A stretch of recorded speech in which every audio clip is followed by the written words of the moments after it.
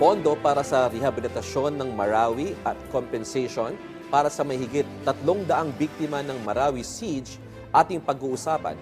Kasama si Attorney Maysara Dandamun Latip, ang chairperson ng Marawi Compensation Board. Attorney Latip, magandang tanghali po at welcome sa Bagong Pilipinas Ngayon. Magandang tanghali po, Assistant Director General John Malaya at Ms. Nina Corpus. Lahat po ng taga-panood ng ating programa, Bagong Pilipinas Ngayon. Tama ba?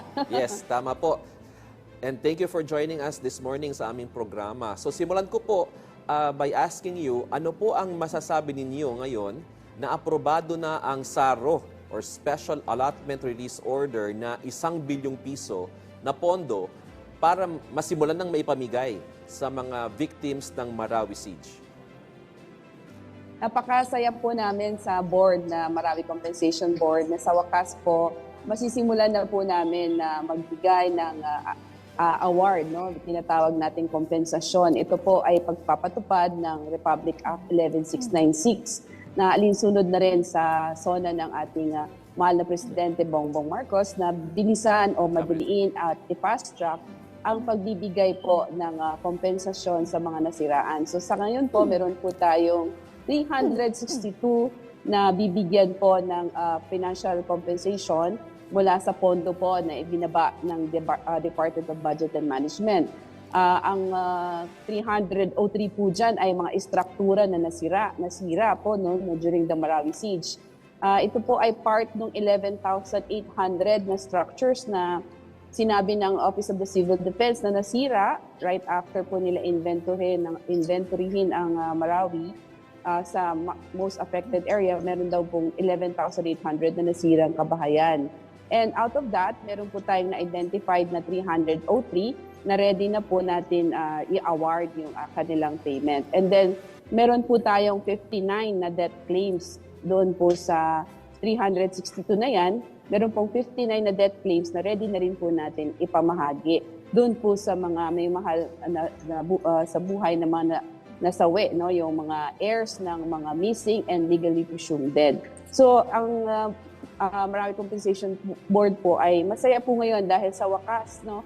Mararanasan na po ng mga taga-Marawi na totoo po na ang gobyerno po ay naririto upang tulungan silang bumangon muli at makita po nila na ang Marawi ay may pag-asa. At sa wakas po yung ating DBM ay nagbigay na rin po ng 1 billion po at sabi po nila for 2024 dadagdagan pa po nila yan. So hopefully po makikita natin sa mga susunod na mga buwan na ngayon hanggang sa susunod na taon, makikita po natin na yung mga tao na mga IDPs po na kulang-kulang mga 30,000, magpa-file po sila ng kanilang monetary compensation. At unti-unti rin po mabubuhay, sa tingin po natin, babalik at magkakaroon ng panibagong yugto ang Marawi. This time po ay hindi na po kalungkutan, kundi kasayahan na po ang papalit. Yun po ang pangako po ng Marawi Compensation Board. So, recovery and rehabilitation po ang coverage nitong pondo na aprobado na ng Department of Budget.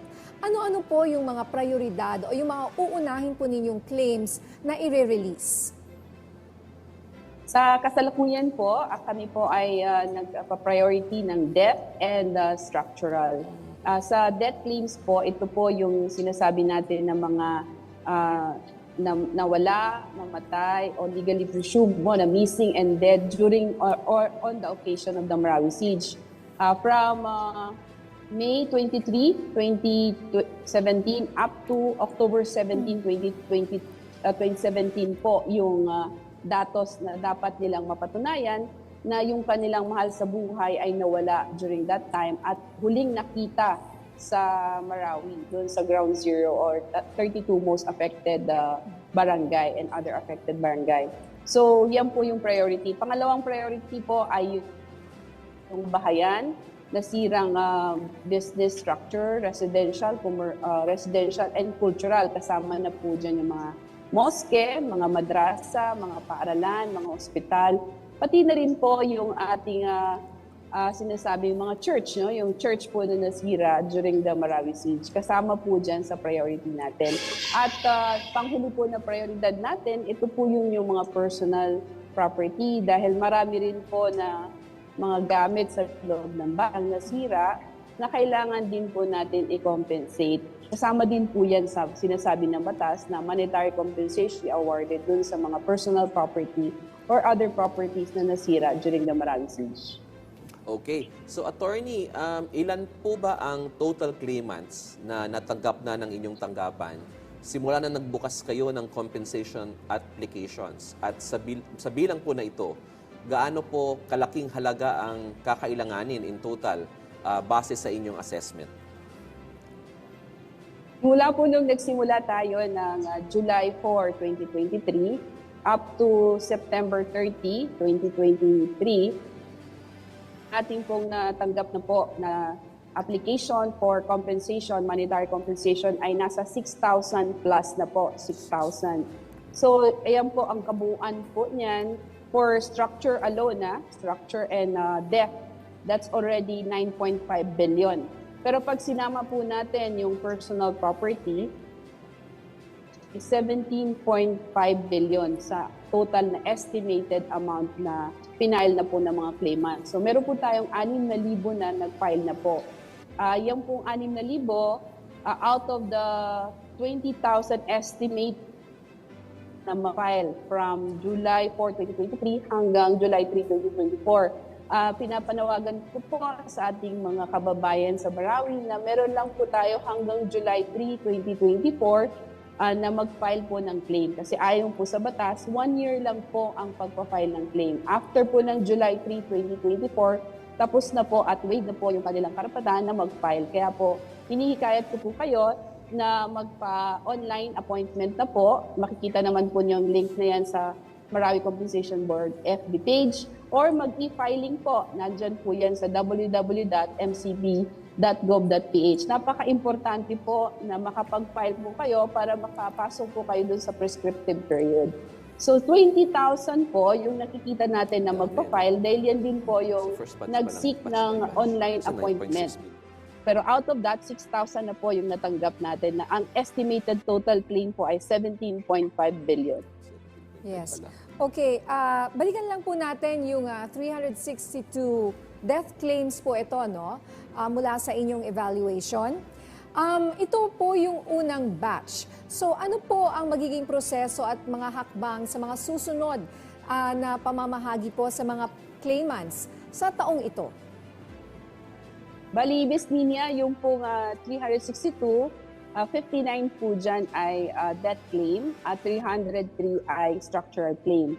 So ang magiging sunod-sunod po na steps para po maka-award, all the way to the award ay number 1, titingnan po natin yan sa adjudication. No? Titingnan po kung nakapasok po lahat ng eligibility. Ibig sabihin, i-scrutinize yung kanilang mga papel at ipapatawag sila for clarificatory hearing.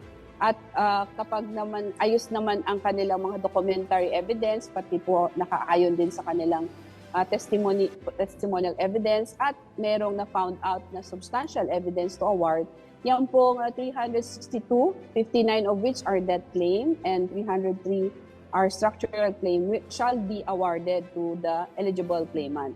Pero meron pa pong next step dyan. Ipopost po yan sa aming FB page at ibibigay din po yan, ipapublish din po yan sa newspaper. Meron po tayong 30-day rule.